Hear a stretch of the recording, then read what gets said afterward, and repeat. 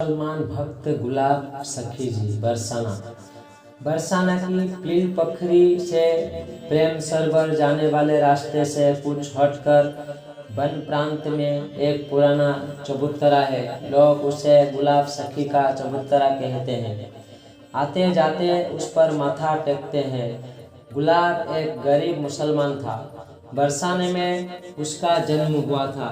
बरसाने की जिस राज्य की ब्रह्मा आदि भी कामना करते हैं, उसका जन्म से ही उसे स्पर्श हुआ था। बरसाने के जलवायु से उसके शरीर, मन और प्राण का गठन हुआ था। बरसाने के ब्रजवासियों का उसे संग मिला था। वह उन्हीं के रंग में रंगा हुआ था। उन्हीं की तरह बरसाने की लीला स्थलियों की रज माथे पर लगाता था। होली के दिनों में बरसाने की रंगोली गली में झाड़ू लगाकर अपने को धन्य मानता था। वह बहुत दिन भावुक और सरल था। पढ़ा लिखा कुछ नहीं था, पर सारंगी अच्छी बजा लेता था। श्री जी राधा रानी के मंदिर के प्रांगण में जो समाज पदगान हुआ करता था, उसमें वह सारंगी बजाता था। यही उसकी जीविका थी। श्री जी के मंदिर से उसे नित्य प्रसाद मिल जाता था और महीने में 10-5 रुपया, जिससे किसी प्रकार का उसका निर्वाह होता था। उसकी एक छोटी लड़की थी, जिसे वह प्यार में राधा कहा करता था। वह जब समाज में सारंगी बजाता तो लड़की नाचा करती। बड़ा मधुर और लोभनीय हुआ करता उसका वह नृत्य। लड़की से वह बहुत प्यार करता था। उसके साथ श्री जी के मंदिर में सेवा कर वह बहुत प्रसन्न रहता था, मानो उसे तिलोक की सारी संपत्ति मिली हुई थी। वह और कुछ नहीं चाहता था। वह क्या सोच पाता था कि यह एक स्वप्न है जिसका कभी अंत होगा। लड़की बड़ी होकर ब्याह दी जाएगी और वह श्री जी की सेवा के लिए अकेला रह जाएगा। पर बहुत दिन आते देर न लगी। जब लोग उससे कहने लगे, गुलाब लड़की सियानी हो गई है, उसकी शादी कर दो। वह केवल गुलाब की तो लड़की थी नहीं, बरसाने भर की लड़की थी। बरसाने के सभी लोग उससे स्नेह करते थे, उसके भविष्य की चिंता रखते थे। पर जब कोई उसके ब्याह की बात चलाता तो गुलाब का एक ही उत्तर होता, शादी करूं कैसे? शादी के लिए तो पैसे चाहिए। एक दिन श्री जी के मंदिर के कुछ गोस्वामियों ने उससे कहा, तू पैसे की क्या चिंता करता है? उसकी व्यवस्था श्री जी करेगी। तू लड़का तो देखो। गुलाब ने लड़का देखना शुरू किया। श्री जी के कृपा से एक अच्छा लड़का मिल गया। गोस्वामियों के सहयोग से राधा का ब्याह हो गया। वह ससुराल चली गई। राधा के विदा होते ही गुलाब गुम हो गया। उसकी भूख प्यास, गाना और बजाना सब उसके साथ विदा हो गई। 3 दिन और 3 रात भूखा प्यासा श्री जी के मंदिर के सिंह द्वार पर गुम बैठा रहा। लोगों को चिंता हुई कि कहीं वह पागल न हो जाए। उन्होंने उसे बहुत समझाया, पर किसी के समझाने बुझाने का कोई असर न हुआ। उसका विरह मंद बढ़ता गया। वह सिंह द्वार पर या तो ग्रहग्रस्त सा गुमसुम बैठा रहता। यह राधिका नाम ले लेकर आहे भरता रहता। तीसरे दिन रात 12 बजे जब वह आंखें बंद किए बैठा था, उसे सुनाई पड़ी अपनी बेटी की आवाज, बाबा मैं आ गया, सारंगी गाए बजाएंगे, मैं नाचूंगी। उस समय वह सो रहा था या जाग रहा था कहना कठिन है। मुंदी हुई आंखों से उसने देखा कि वह सारंगी बजा रहा है और बेटी नाच रही है, पर उसकी पायल की झंकार में आज मन प्राण को हर लेने वाला जैसा आकर्षण है, वैसा उसने पहले कभी नहीं अनुभव किया था।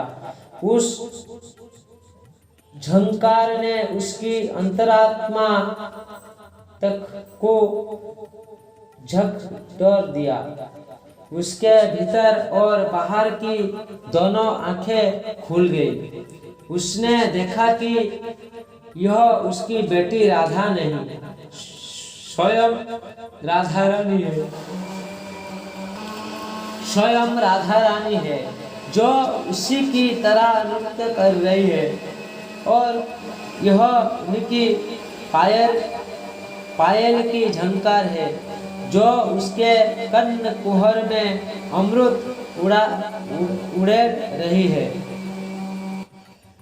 जंगल और विस्फोरित नेत्र से उनकी ओर एकटक देखते हुए उसने कहा, बेटी, और जैसे ही कुछ और कहने की चेष्टा करते हुए स्नेह से कांपते और डगमगाते वह अग्रसर हुआ उनकी ओर। वह भागी मंदिर की ओर और वह भागा उनके पीछे पीछे। इसके पश्चात गुलाब को किसी ने कभी नहीं देखा। उसके अकस्मात बरसाने से अदृश्य हो जाने की बात सबके लिए एक पहेली बनकर रह गई। लोगों में समझा कि उसने लड़की के विहर में देहत्याग दिया। कोई दिन बाद मंदिर के एक गोस्वामी श्री जी के स्वयं आरती कर अपने घर लौट रहे थे। रास्ते में झूर मुट्टो के पीछे से आवाज आई, गोस्वामी जी, गोस्वामी जी। उन्होंने उलटकर पूछा, कौन? मैं तिहारो गुलाब, कहता हुआ गुलाब झूर मुट्ठू में से निकल पड़ा। उसे देख गोस्वामी अबाक, तू तो मर गया था। उन्होंने साहस बटरते हुए कहा। गुलाब ने सिंहद्वार पर श्री जी के दर्शन की घटना सुनाते हुए कहा, मुझे श्री जी ने अपने परिकरों में ले लिया है। अभी शयन के पूर्व में उन्हें सारंगी सुनाकर आ रहा हूँ। यह लीजिए उनकी प्रसादी पान की बीड़ी। इतना कह उसने गोस्वामी जी को श्री जी के प्रसादी पान की बीड़ी दे दी। वह यह देखकर चकित रह गए कि बीड़ी वही थी जो वह श्री जी के भोग में अभी रख कर आए थे। गोस्वामी ने पूछा, तो तू अब रहता कहाँ है? उसने वही स्थान बताया जहाँ वह चबूतरा है। चबूतरा उस समय के गोस्वामियों ने उसकी स्तुति में वहाँ बनवा दिया था। गुलाब पर राधा रानी की कृपा से संबंध में विचार करने का हमें अधिकार नहीं, पर रह रहकर हृदय में एक प्रश्न जागता है, उस मुसलमान ने ऐसा कौन सा पुण्य किया था, कौन सा ऐसा जब तब साधन या सेवा का कार्य किया था, जिसके फल स्वरूप श्री जी ने उस पर ऐसा कृपा की। यदि कहे कि वह श्री जी के मंदिर में सारंगी बजाने की सेवा करता था, तो यह उसकी जीविका ही थी।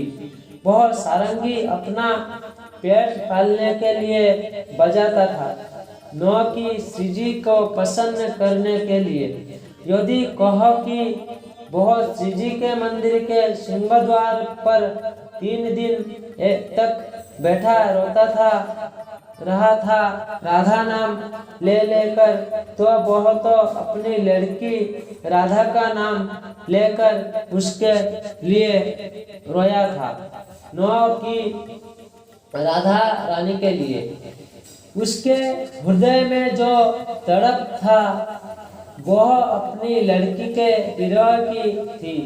राधा रानी का विरह उसे कब इतना सताया था, कब उसके दर्शन की उसे उतनी छटपटी हुई थी। इस प्रश्न का उत्तर शायद यह है कि राधा रानी की कृपा प्राप्त करने के लिए किसी जप तप या साधन विशेष की आवश्यकता नहीं।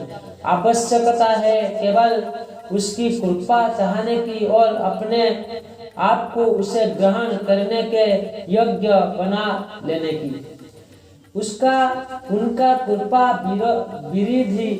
बारिधि तो स्वभावतः उछलती होता रहता ही है, पर हमारे हृदय कलश में जगह कहाँ रहती है उसका एक बिंदु भी ग्रहण करने की। बहुत लबालब भरा हुआ होता है अगणित दोष और अपराध की कीचड़ से। गुलाब निर्दोष, निष्कपट और निरपराध था। उसके ऊपर राधा रानी की कृपा उमड़ पड़ने के लिए इतना ही पर्याप्त था कि वह उनके मंदिर का मिरासी था और उनके द्वार पर बैठा रहा था, उनका भरोसा लेकर। करुणामयी उसे अपने द्वार पर इसी तरह रोते कब देख सकती थी।